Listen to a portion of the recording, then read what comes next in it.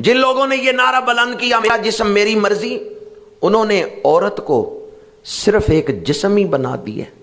عورت تو بڑے مقدس رشتے رکھتی ہے، عورت ماں بھی ہے، عورت بہن بھی ہے، عورت بیٹی بھی ہے، یہ نانیاں دادیاں سب عورتیں ہی تو تھیں۔ تم نے یہ نعرہ لگا کے کہ میرا جسم میری مرضی، عورت کو صرف ایک جسم بنا دی ہے۔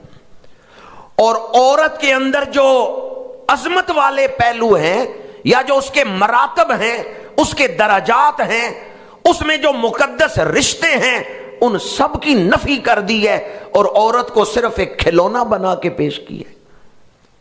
نعرہ یہ ہے کہ ہم عورت کے حقوق کی بات کر رہے ہیں، جبکہ یہی نعرہ عورت کے حق میں ظلم ہے۔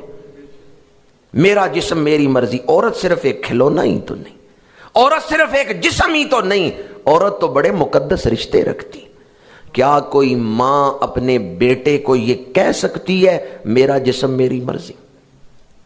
ذرا ایک لمحے کے لیے تصور تو کریں، اگر آپ اپنی بہن کو نصیحت کریں اور بہن آگے سے کہے میرا جسم میری مرضی، تو گھر کا ماحول کیسا ہو جائے گا؟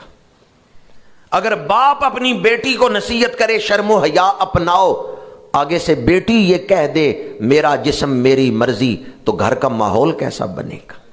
باپ کے دل پہ آریاں چلیں گی کہ جس اولاد کے لیے میں نے اتنی مشقت برداشت کی، جس اولاد کے لیے میں اتنے مرنے مرتا رہا، اتنے مسائب برداشت کیے، اتنی محنت کی، آج وہ اولاد مجھے کہہ رہی ہے میرا جسم میری مرضی۔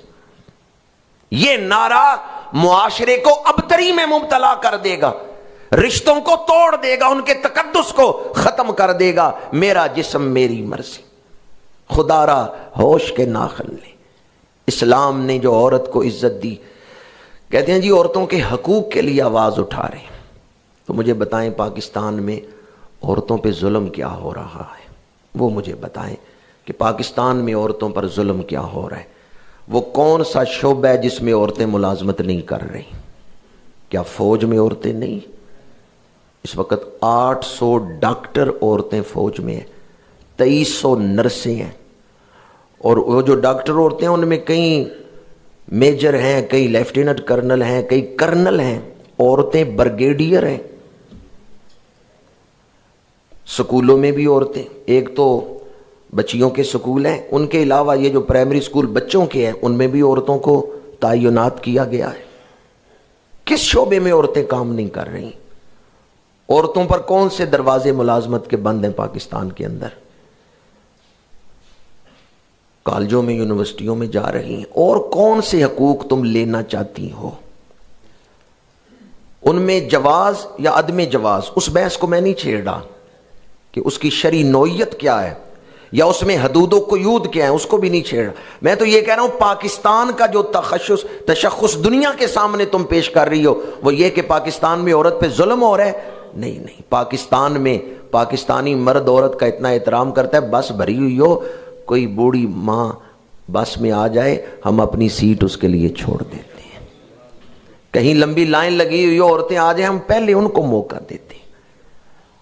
جو پاکستان کے اندر اعلیٰ اخلاق ہیں ان کو کیوں نہیں قوم کے سامنے یا دنیا کے سامنے پیش کرتے؟ پاکستان میں بڑے بڑے اعلیٰ اخلاق کے مالک لوگ بھی موجود ہیں، لیکن منفی پراپیگنڈا کر کے پاکستان کے تشخص کو دنیا کے سامنے بدنام کیا جا رہا۔ ناروے میں میرے ایک میزبان نے مجھے بتایا کہ ان کی ایک پڑوسی عورت ہے تو اس نے 2 سال ہوئے اسلام قبول کیا ہے، تو انہوں نے مجھے بتایا کہ یہ کہتی ہے جو پہلے میں نے عمر گزاری ہے وہ کوئی انسانوں والی نہیں گزاری، یہ 2 سال ہو گئے ہیں جب سے میں نے اسلام قبول کیا ہے، اب مجھے لگتا ہے میں انسانوں والی زندگی گزار رہی ہوں۔ میں اسلام کے دامن میں آئی ہوں تو انسانیت کے شرف سے شرف یاب ہو گئی۔ انسانی معاشرہ شرم و حیا سے ہی